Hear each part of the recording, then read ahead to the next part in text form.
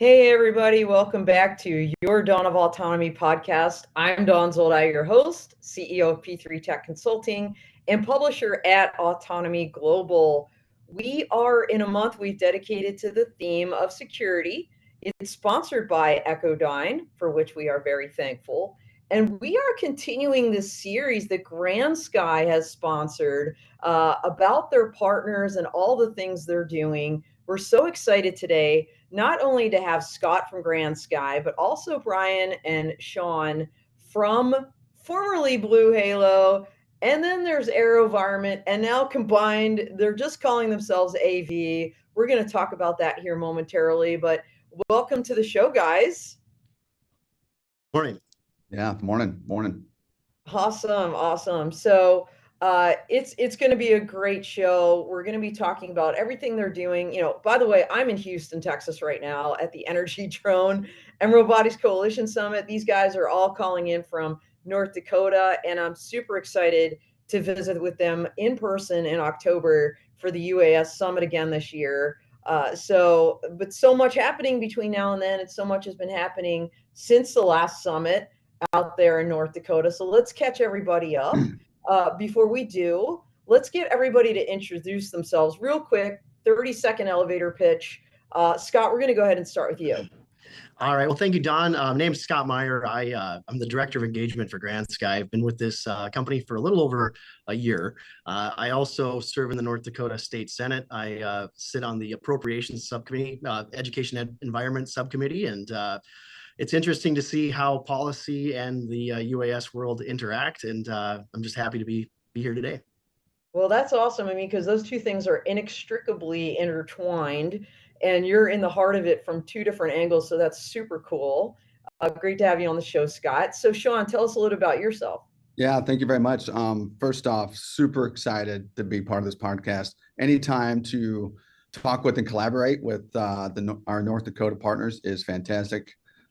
Scott, it's great to see your face again. So I served nearly 28 years in the United States Army, detailed in a lot of things, tactical communications to ground combat maneuver to reconnaissance and surveillance, and kind of finished my career more on the institutional side, call it, of the Army, on like really niche capability development and acquisition program management, specifically for special operations forces. So like early adopters, cutting edge stuff. I was able to stand up Special Operations Command's counter drone program, 2017, retired in 19. And since then, I've been in this counter drone kind of drone market and industry. Currently serving as Senior Vice President in AV, and kind of running and co-leading our call it radio frequency counter drone division. Awesome. Well, great to have you on the show, Sean. And fun fact, I was at, as we called it at the time, SADCOM. Maybe when you were at HappyCom, I was at CENTCOM in Tampa, Stan, and Sean was across the MacDill campus there at Special Ops Command. That's so cool. Yeah. Retired Air Force here, so thanks for your service. Bryan, go ahead and tell us about yourself. Well, thank you. I'm Bryan Tisinger. It's difficult to follow Sean. It's tough to live up to that. But my background's in aerospace engineering. I was a rocket scientist for 15 years, but I went to what some people call the dark side. I decided I actually enjoy watching a plan come together, managing people, putting people in the right place to succeed. So I became a program manager about 6 years ago. I joined Blue Halo, now AV, about 2.5 years ago.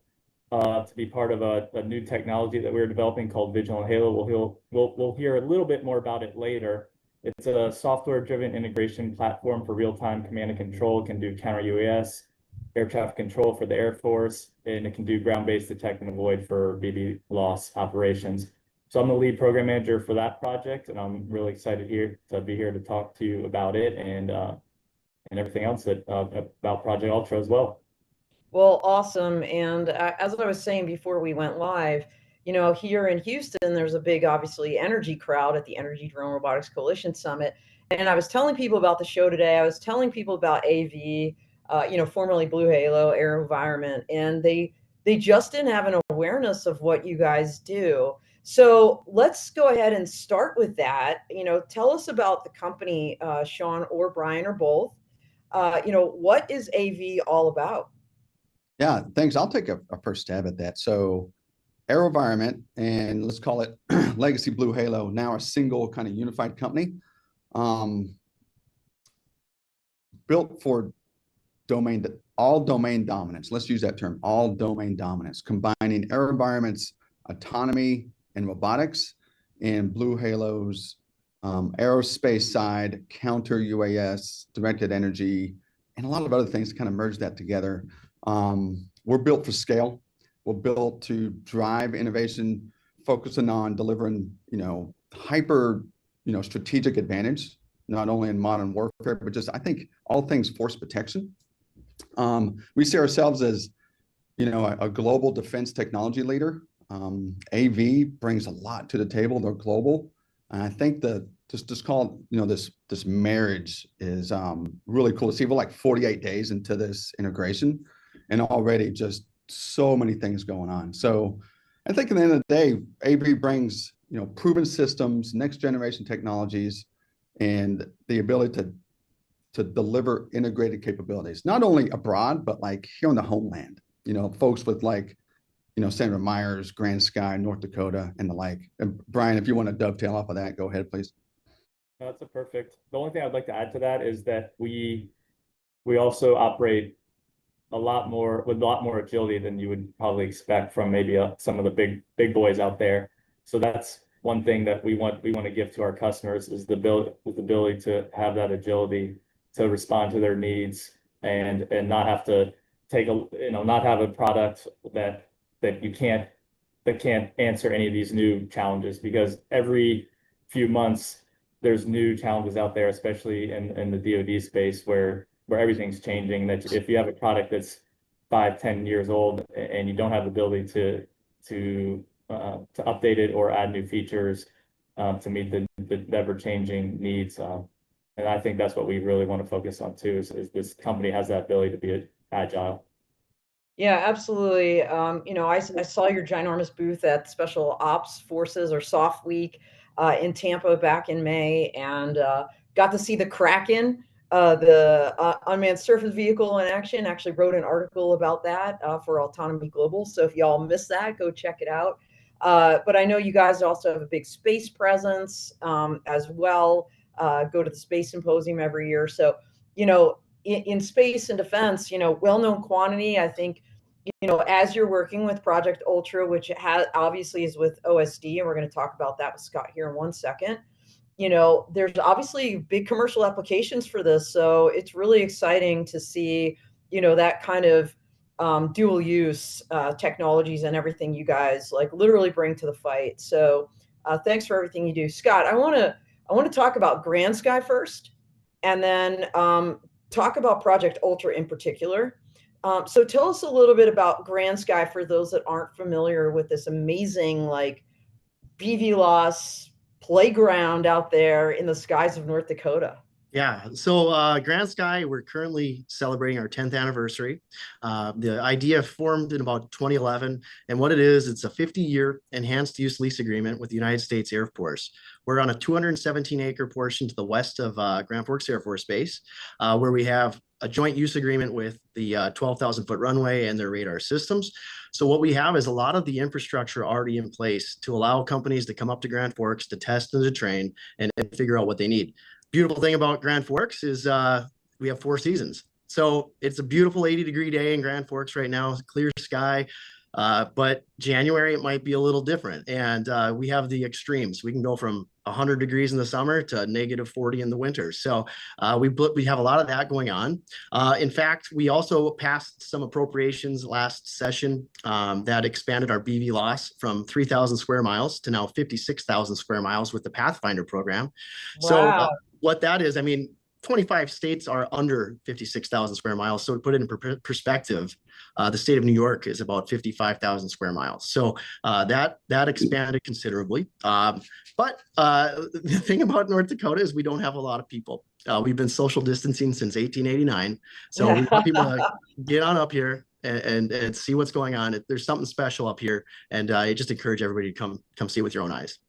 Well, I would echo that, Scott. I mean, I'm not a native like you, but when you go to North Dakota, it's just palpable. The energy, I'll call it. And everybody kind of, flying in the same direction, to use that analogy. Like information, whether it's the government, academia with UND there, GrandSKY and that commercial segment, and of course the military folks at Grand Forks Air Force Base. Everybody is on board, working together. Folks like AV, have come in to really make all this happen. So on that note, a lot of things have happened over the years there at GrandSKY. Project Ultra is probably one of the bigger developments in recent times. And we've had Tom Sawyer on the show from GrandSKY. We actually did a worldwide premiere of Project Ultra last September with Tom and Vantas and Grand Forks County, talking about what that project is. We'll drop that link in our YouTube description so people can go back and watch it. But could you just kind of briefly tell us what this project is all about? Yeah, absolutely. We're really excited about next month in July. We're going to have our task order 3. So what we're going to be doing is flying a drone from Grand Forks Air Force Base, or GrandSKY, excuse me, up to Cavalier Space Station, dropping it, picking up another one, and coming back. This is a big push from Senator John Hoeven, who's been instrumental in this, and just working with the OAUSD. And this is a big project, that, if you will, like you had just mentioned, and one that's taken up a lot of our energy, but we love it, and we're happy to see this thing in next month. Yeah, super exciting. Ultra is an acronym. I'm not going to even try to tackle it because it's like 5 letters, and I'm going to screw one of them up off the bat. But if you want, UAS, logistics, traffic, readiness, autonomy. Okay, perfect. And so the goal, to my understanding, Scott, is to have deliveries of, let's just say, supplies from Grand Forks Air Force Base, GrandSKY's runway, if you will, over to Cavalier Air Station, which is what, 50 miles away? Correct. And then kind of offload, reload, and come on back and do this multiple times. Now, really cool. I know part of this project is Skyway's drones, the AV1, I think the AV3, if I recall correctly. They've got an AV1 on the floor here at the event, and it's the first time I saw eyes on it, and it was so cool. I'm like, hey, wait a minute, you guys are doing this thing in North Dakota. So really, really exciting times, and we'll keep our eyes open to learn more about those things. But AV is a big part of this, and we're going to get into that. The command and control, the airspace awareness and protection aspect of these operations. But before we do, Sean or Bryan or both, can you guys give us a little bit of background on how you came to work with GrandSKY in this project? Yeah, hey, I'll jump in there on that. It's probably been, I don't know, 3 years. I really kind of started the impetus on the Legacy Blue Halo side was a capability we call APAT, or Advanced Phase Array technology, or really Panther by name. So Panther is another acronym, Don, and I'm not going to attempt That's a lot of letters for an acronym. But it's like phase, array, next gen, blah, blah, blah. But so that technology is all about hypersonic telemetry and kind of capturing that. I mean, hypersonic, extremely fast stuff. It's going to take something very, very niche to detect that, understand what it is, and all that kind of good stuff. So that technology combined with efforts from TRMC, Test Resource Management Center, as a DoD entity, and how they run all those operations out of GrandSKY. So I'm kind of wrapping this up to say, we got our chance to integrate with the folks at GrandSKY because of the capability from our side of the house being put into these strategic assets and use them for testing and things like that. So I think that's been about 3 years from now. When we, as the company, as the business unit, kind of call it on the ground and on the site and really understood what GrandSKY was doing and the placement and access that they had from, we're talking full package stuff. And I just want to say, it doesn't really start with the civilian controlled airspace or the operations or the military grade infrastructure. It starts with the people, for one thing. And that's what kind of got us fired up about being there. We are all in on it. We understand that that's going to be the nexus of the, call it, autonomous universe. I think for the DoD and North Dakota is leading the way when it comes to that. So that's how we kind of got involved. That's how I specifically got involved. And now we've seen some other opportunities, like what Bryan does and manages with other capabilities that can just, call it compound and add to all domain dominance, when it comes to like flight operations, but beyond visual line of sight, and really safeguarding the critical infrastructure at the same time. Over. Excellent. Yeah. So Bryan, did you want to jump onto that?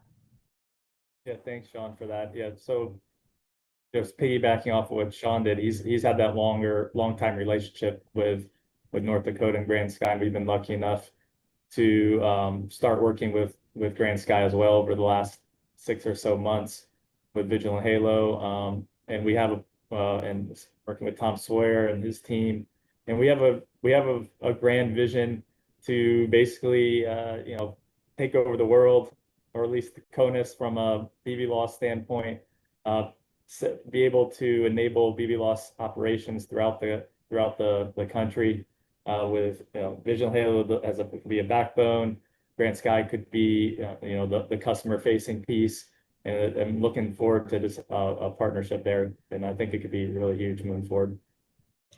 So that's great insight, really, Bryan, because this is Security Month, and again, that nexus between what happens with the military often translates over to the commercial side. And I think once you guys prove out Project Ultra and these deliveries for the military in the National Airspace System in a way that's really never been done before, it's going to provide a template, I think, on the not only for other military installations, but for the commercial sector as well. And I think you're all probably painfully aware that we're all eagerly awaiting the Part 108 Beyond Visual Line of Sight Notice of Public Rulemaking from the FAA. This is the chatter here at this conference that I'm at right now. Word on the street, maybe by July 6th. My money's on July 4th because it's always got to be a holiday launch. And for the FAA on a big rule, we're hearing 1,000 pages of goodness. So more to follow there, but you're laying the technical groundwork for these operations. So let's talk about Vigilant Halo. So walk us through exactly what this is.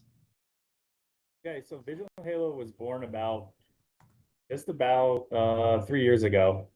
It's a software integration platform for real-time command and control. So think of it as just a way to integrate a bunch of different sensors, effectors, and components and create one common operating picture for an operator. So that's kind of the simple way of thinking about it. And it's designed for 3 main missions. It can be used for ground-based detect and avoid to enable BVLOS operations. It can be used as a single integrated air picture to bring in a bunch of different counter-UAS components, whether they're RF, whether they're effectors like our laser, radars, passive radars, acoustic sensors, to create a common operating picture for the warfighter to make it a little more simple to understand what's going out in the battlefield. And then also the third thing that we're working on is an air traffic control piece for the Air Force to help modernize and replace their existing air traffic control system that's used OCONUS. And what's really cool about this product is it's scalable and adaptable. It's not an old school monolithic stovepipe system. It's based on microservices, and the whole idea is it's kind of plug and play. You can bring in a bunch of different components, third-party components or pieces, and quickly and efficiently connect and make it easier for the user to operate. So this is kind of designed, at least initially, for, you said OCONUS. So for those that don't know, that's outside the continental United States. Another acronym. We got to love our acronyms right here in the military. But this is being integrated as part of Project Ultra. So tell us kind of the capabilities it's bringing to that project. Yeah, so the OCONUS piece is more on the air traffic side, but the counter UAS can be CONUS or continental United States and the United States. And of course, the BB loss operations can be used on the DoD side. It can be used commercially. It can be used state, federal, local, doesn't matter. But as far as in Project Ultra, the counter UAS piece, we can do a lot of testing with this. So if you have Vigilant Halo as the base, and a bunch of different companies come in and they say, okay, we want to test this RF, or as Sean mentioned, we want to test Panther, or we want to test this other sensor or this effector. If you want to have something to connect it to get a visualization of how it performs, we do data recording. You can then take that and compare it against other sensors that are being connected and do one-for-one comparisons. It's going to be a great way to have kind of a baseline, a centralized hub, if you will, to connect a bunch of different components that we bring up to North Dakota to test. And it's going to give, and then it also allows you to visualize it to not just the operators, but to stakeholders that are interested in visualizing what these components, what these technologies can do. So it's almost like for Project Ultra, a little bit of a test bed, but from an operational standpoint, I don't know if it's Sean or Bryan, let's just take the July flights that are projected to happen, right? How will Vigilant Halo enable those particular missions? So it could be, it could be in July. You're probably not going to be using it at that point for a GBDA, ground-based detect and avoid BB loss system. At that point, it would be used more as a situational awareness system, data recording, and a way to visualize what's going on with those flights. And you could see where they're going. You could see all the overhead traffic with GA or general aircraft flying in the vicinity. You could connect other drones through radios to get their position, so you can see kind of like the blue drones, your own ship of those drones. So there's a lot of different options there, and depending on how you want to structure those operations. Excellent, excellent. I know, by the way, everybody, of course, we are live. And so if you've got questions for these guys, make sure you're asking. This is a great opportunity. Tell us where you're coming from, say hi. We love all of that. But okay, so that's great. How you guys are plugging into Project Ultra and of course helping the warfighter overseas. And maybe, you use the term, which is, I think, has a lot of different meanings. Bryan, you said blue drones, which, in kind of a military exercise context, the blue drones are the friendly drones. The red drones are the ones you want to like detect, and maybe the non-friendly ones. But it's maybe a great segue to talk a little bit about the other meaning of blue drones, which is these NDAA compliant ones. And I know there's been, a lot of chatter recently with the executive orders that have come down about counter UAS, about a preference for made in America and things like that. And of course, Scott, you're literally boots on the ground in terms of the new North Dakota legislative front. And most people don't appreciate, there's of course, we got our federal system and what the executive branch is going to do. But the states can do, similar things. They can do different things. And so let's talk a little bit about that. First of all, Scott, I think you said offline that you were not at the demos that happened in the spring because you were in legislative session. There were some interesting things that came out of that for North Dakota in terms of UAS, very active in this space. Tell us a little bit about what happened there. So Representative Mike Nathie of Bismarck, he's the chairman of Education and Environment Appropriations on the House side. He put in $9 million for Chinese drone replacements for all state agencies. We will be the first state in the country to have every agency replace their Chinese drones, also train and then disposal of those drones. We have about 353 drones that our agencies own. 89% of them are DJI. So this is a big undertaking. The reason why we wanted to lead the charge on this mainly is supply chain issues. We use that NDAA as the driver, and it's not as easy as you think to get some bills like this passed. You'll have people that lobby for DJI and say, "Hey, this is an easy drone to use. It's user friendly," but we have to express this. The national security issues that come with this. So North Dakota leading the charge on that one, just like last session when we led the charge on no Chinese land purchases near military installations. So we're always looking at ways to make sure we're doing what's right for the nation. Well, first of all, I love that you kind of added a carrot with the stick. No, seriously, because we've seen other states, Scott, and I'm sure you've been watching carefully, where they just outright ban things. And we've seen this on the federal side too, with kind of no plan beyond that, and to say like, hey, we're going to allocate funding for y'all to turn these in and purchase something different.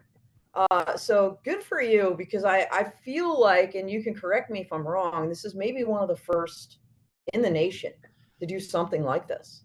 Yeah, there have been other states, Don, that have taken an approach and maybe had like law enforcement or whatever swap those out. We went every state agency. We're talking the Department of Public Instruction. We're talking DOT. All of them are now having to swap these out in the next couple of years. They've already been coming together with their plans, working with the Northern Plains UAS test site and the Commerce Department about ways to get in the front of the line. So if all of a sudden the federal legislation came out and said that you had to get away from it, everybody be screaming and running to the front of the line. So we're already there. We've been proactive on this, and we kind of, like I said, like to lead the charge. Well, that's awesome. And by the way, we have someone out here jumping in the chat. Bill Schultz is saying he's from Phoenix, a former Air Force vet. So thank you for your service, Bill. He is a sales enablement expert for ASIS, ASIS. He's consulting in the commercial market for integrated guarding, and he said he would love to speak with all of you at some point. So hopefully we can take that offline. And you all have now a fan and a connection. So he's on LinkedIn, I think, possibly. So we'll hopefully be able to follow up. Thank you, Bill, for jumping in the chat. Appreciate you, and glad you're enjoying the show. But let's talk for a second about counter UAS, Sean. This is your lane. We saw this executive order come down, and we were talking about it. I did the keynote this morning about beyond visual line of sight. Look, the reality is, and you all know this, I'm preaching to the choir, counter UAS or airspace awareness is the yin to UAS, and BVLOS is yang, right? You can't fly beyond visual line of sight if you don't know what's out there, and if you don't have the ability to possibly move it out of your way. So a lot of people are we've seen expressions of great joy for the executive orders that have come down, but the reality is the legislature, the Congress, the U.S. Congress needs to actually give some authorities to our state, local, tribal, territorial law enforcement before any of this can really happen. I'm just wondering, are you guys posturing to work with these folks? Because I know training is going to be a piece of it, right? We're hearing about a possible facility maybe in Huntsville, Alabama, and then of course the equipment and maybe some pilot programs. This is all speculation right now, but the executive order kind of throws out some direction, and then it's up to the agencies in Congress to kind of take it from there. Kind of what are you seeing, kind of boots on the ground in terms of that, Sean? Yeah, thank you very much. Let me go back to the Chinese drone part. Like that, sure, yeah. That is a big deal. All right. There is a true there's a true requirement there to expunge that, that capability from us, because there's a vulnerability there. And I love the fact that Scotty and his mates up in North Dakota are leading the charge to do that. So in the DOD, in the military, in some bespoke units, we had to do that, take safeguards to do that. Yeah, we're talking what 2018, I think, was the first, and I believe it was the Army that came out of the gate and said, we're not going to use these. Yeah. Navy came next, then the Air Force rolled in, It and was ultimately, right, it was codified in, was it 10? Well, yeah, it was in the fiscal year 20 NDAA Section 848.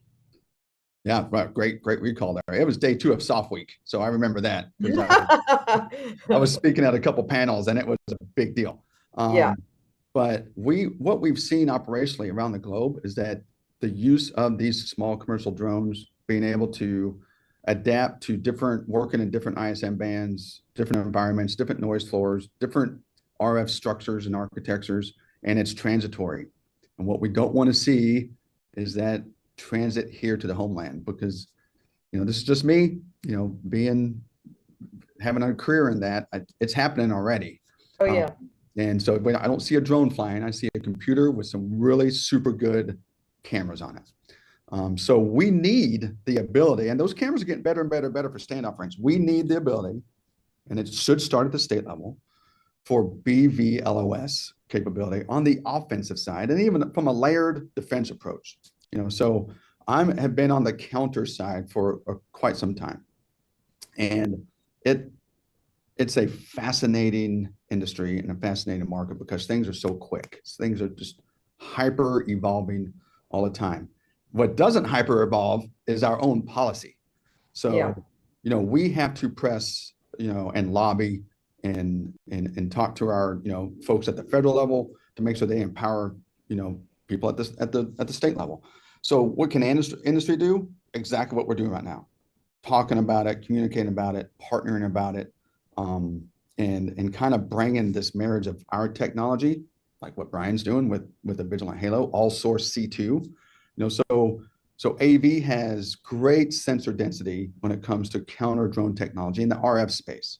So think of RF as, exquisite passive detection through advanced deny, deter, defeat, right? We're not making, my technology doesn't make a drone blow up. It just makes it simply go away or do whatever it's supposed to do when it loses link, right? We can talk later about some other stuff that AV has from a kinetic standpoint, but that's what we have. So if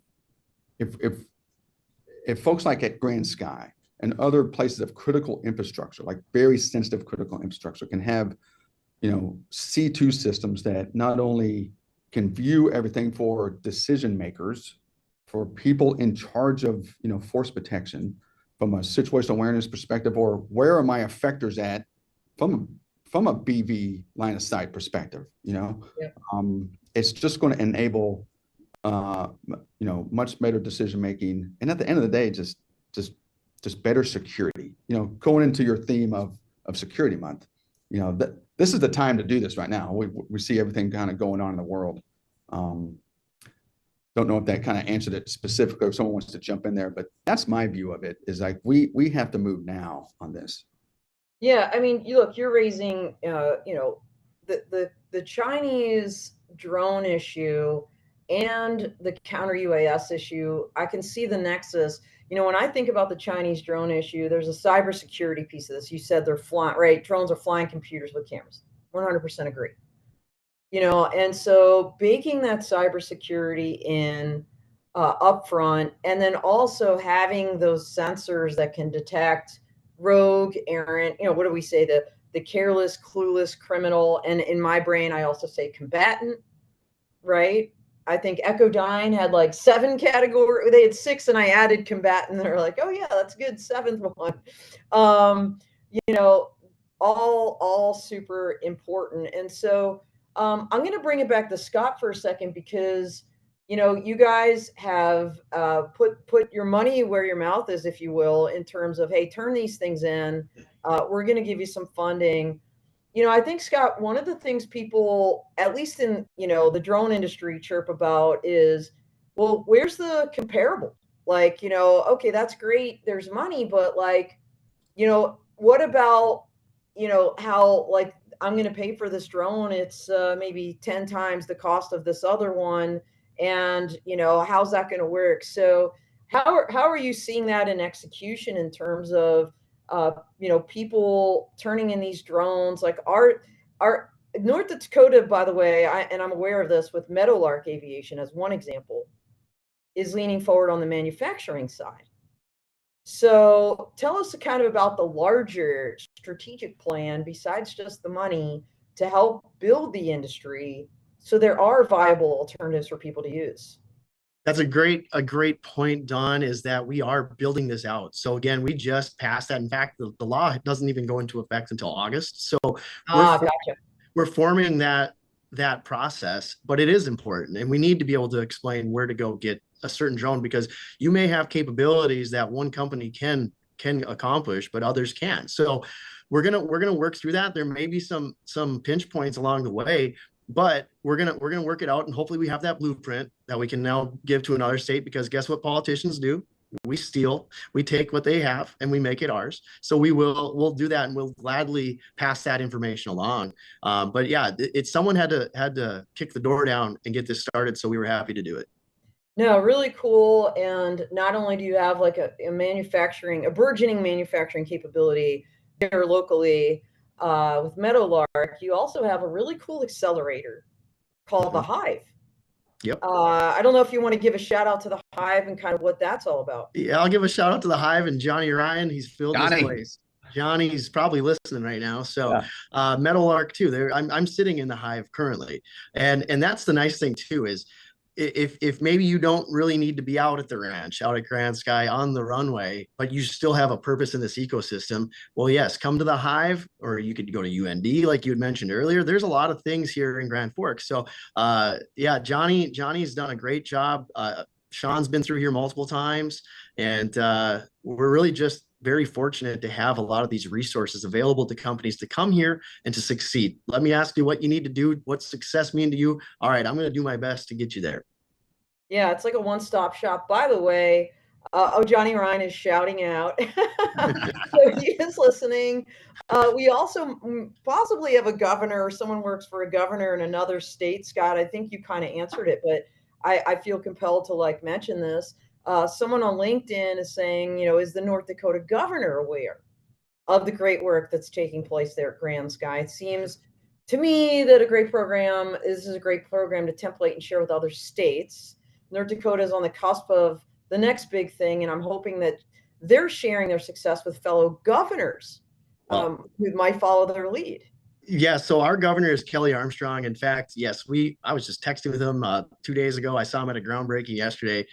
Even to show you how small of a world it is, Governor Armstrong a few years ago introduced me to my ex-girlfriend. So it's that close to North Dakota.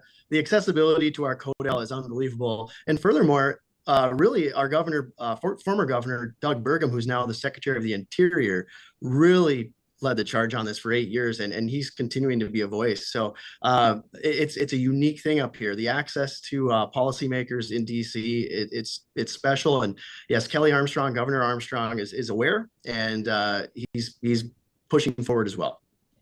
No, that's great. And you'd mentioned Senator Hoeven earlier.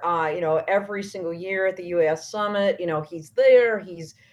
Heck, he led a fireside chat with, the Anduril CEO last year. That was so cool. They're just kicking back in the chair, talking about philosophy. And I love how he moderated that discussion. But man, this guy rolls up his sleeves, gets in it, and as you all do out there. So really appreciate what North Dakota brings to the entire industry nationally. And then, of course, to the larger ecosystem. Defense, of course, is a great example with AV and this collaboration as well.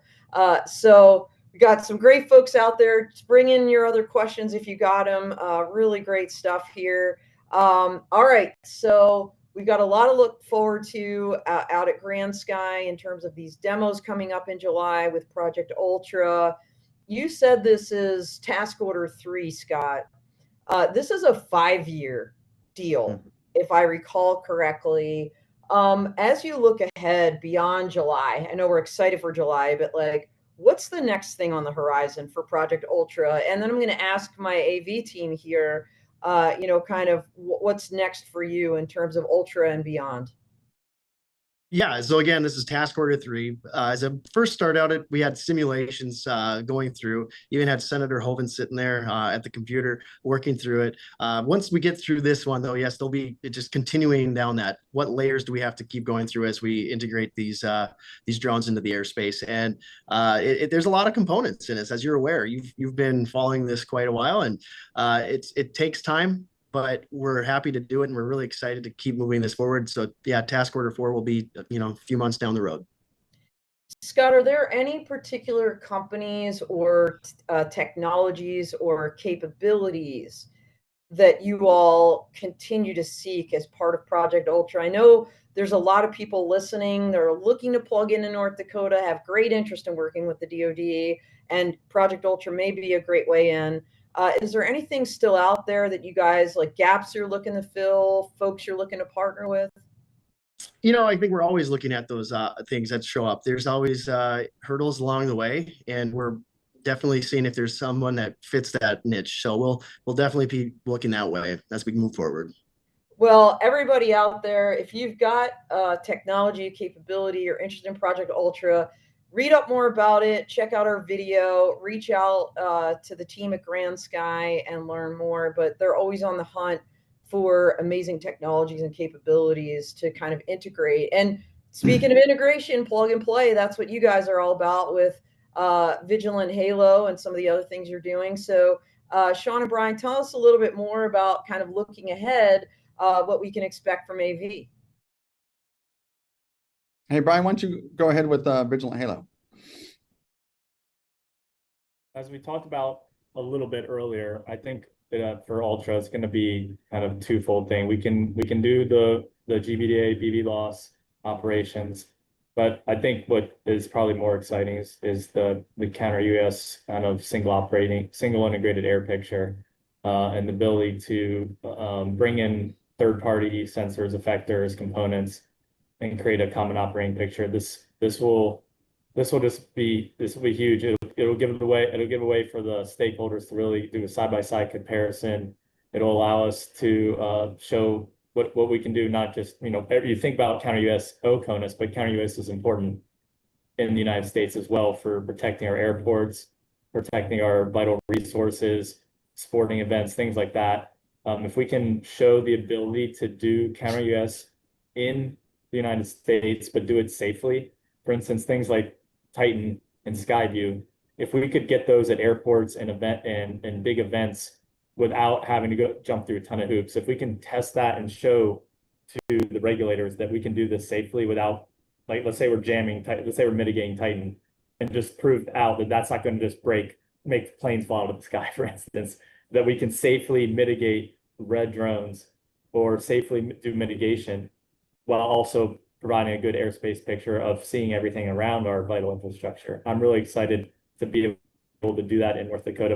I think you have a lot of land up there, so I think we'll be able to do a lot of testing and show that we can do counter UAS in the United States, do it safely, and start hopefully getting some of these regulations or getting some of the lawmakers to understand that we can do counter UAS and do it safely and protect our vital resources. So that's what I think. I mean, I know, look, Northern Plains UAS test site up there was one of the first and original 7 test sites. And, you've got this great synergy, of course, with GrandSKY, Northern Plains UAS test site. And, bridging that over to the commercial sector, I think is going to be key to beyond visual line of sight operations in general, not just to the military. So I'm super excited to see what happens up there. Sean, I don't know if you wanted to jump in. We've got like a minute left. So I want to give everybody a quick lightning round to just tell everybody how they can learn more and reach you. But I wanted to give you this opportunity to make a closing comment as well.